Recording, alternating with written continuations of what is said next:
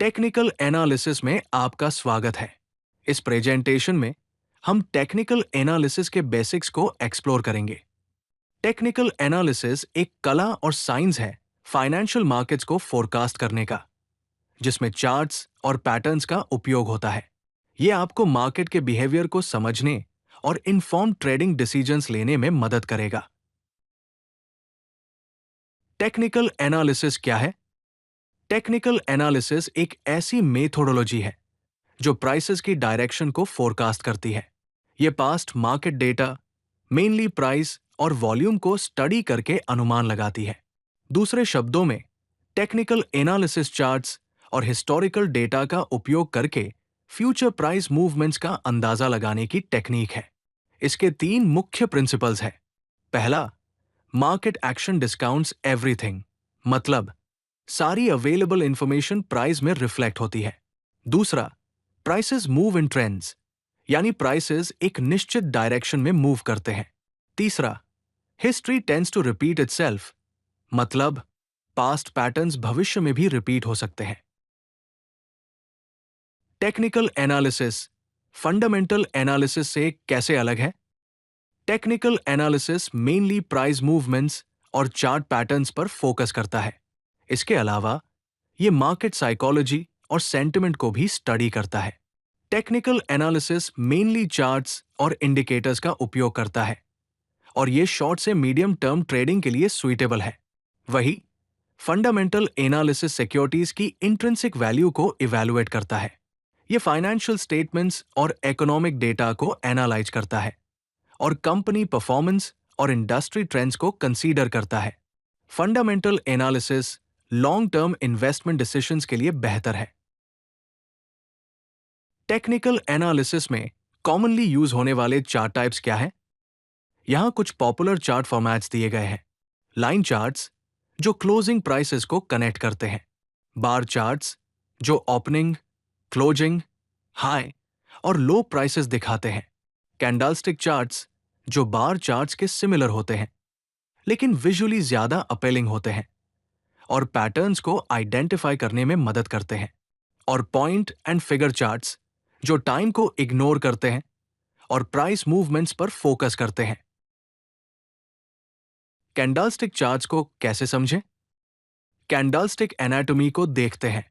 हर candlestick में एक body और विक्स या शैडोज होते हैं। बॉडी ओपन और क्लोज प्राइसेस को रिप्रेजेंट करता है, जबकि विक्स प्राइस एक्सट्रीम्स यानी हाई और लो को दर्शाते हैं। एक बुलिश कैंडल इंडिकेट करता है कि क्लोज प्राइस ओपन प्राइस से ज्यादा है और एक बेरिश कैंडल इंडिकेट करता है कि ओपन प्राइस क्लोज प्राइस से ज्यादा है। कुछ कॉमन कैंडलस्टिक पैटर्न्स क्या है? यहां कुछ की रिवर्सल पैटर्न्स दिए गए हैं। बुलिश एंगल्फिंग, जिसमें एक बेरिश कैंडल के बाद एक बड़ा बुलिश कैंडल होता है जो पहले वाले को कंप्लीटली एंगल्फ करता है। बियरिश एंगल्फिंग, जिसमें एक बुलिश कैंडल के बाद एक बड़ा बेरिश कैंडल होता है जो पहले वाले को कंप्लीटली एंगल्फ करता है। मॉर्निंग स्टार, जिसमें एक बेरिश कैंडल, फिर एक स्मॉल बॉडी और फिर एक बुलिश कैंडल होता है, यह पोटेंशियल रिवर्सल को सिग्नल करता है। और इवनिंग स्टार, जिसमें एक बुलिश कैंडल, फिर एक स्मॉल बॉडी और फिर एक बेरिश कैंडल होता है, यह पोटेंशियल रिवर्सल को सिग्नल करता है। मार्केट ट्रेंड्स को कैसे समझें? तीन मैन टाइप्स के ट्रेंड्स होते हैं। अप ट्रेंड, जिसमें हायर हाइज और हायर लोज की सीरीज होती है, जो इंडिकेट करता है कि बाइंग प्रेशर सेलिंग प्रेशर से ज्यादा है। डाउन ट्रेंड, जिसमें लोअर हाइज और लोअर लोज की सीरीज होती है, जो इंडिकेट करता है कि सेलिंग प्रेशर बाइंग प्रेशर से ज्यादा है। और साइडवेज या रेंजिंग, जिसमें प्राइस एक हॉरिजॉन्टल चैनल के अंदर मूव करता है, जो इंडिकेट करता है कि बायर्स और सेलर्स के बीच इक्विलिब्रियम है।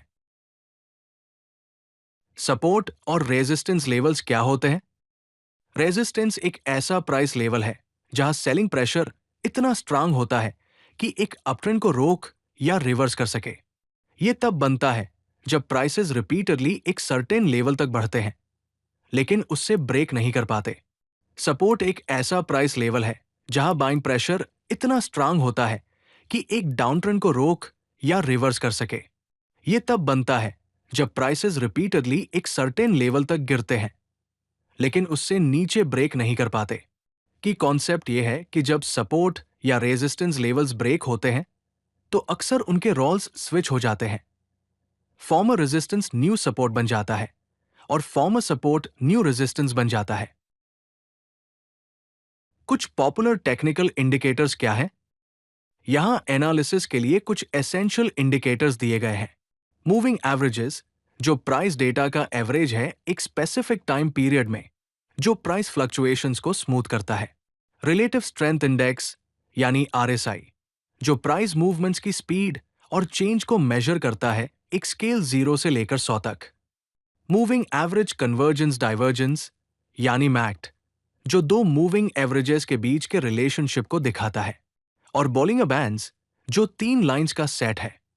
एक मिडिल बैंड यानी एसएमए, जिसके अपर और लोअर बैंड्स स्टैंडर्ड डेविएशंस पर होते हैं। टेक्निकल एनालिसिस के बेस्ट प्रैक्टिसेस क्या है?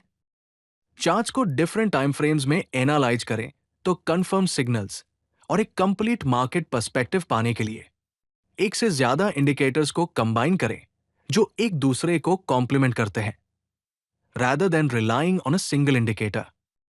प्राइस मूवमेंट्स को वॉल्यूम के साथ कंफर्म करें, क्योंकि हायर वॉल्यूम वाले प्राइस मूवमेंट्स जनरली ज्यादा सिग्निफिकेंट और वैलिड होते हैं।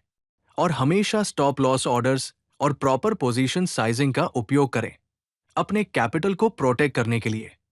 कंक्लूजन ये है कि टेक्निकल एनालिसिस ट्रेडर्स के लिए एक पावरफुल टूल है, लेकिन ये इनफॉलिबल नहीं है।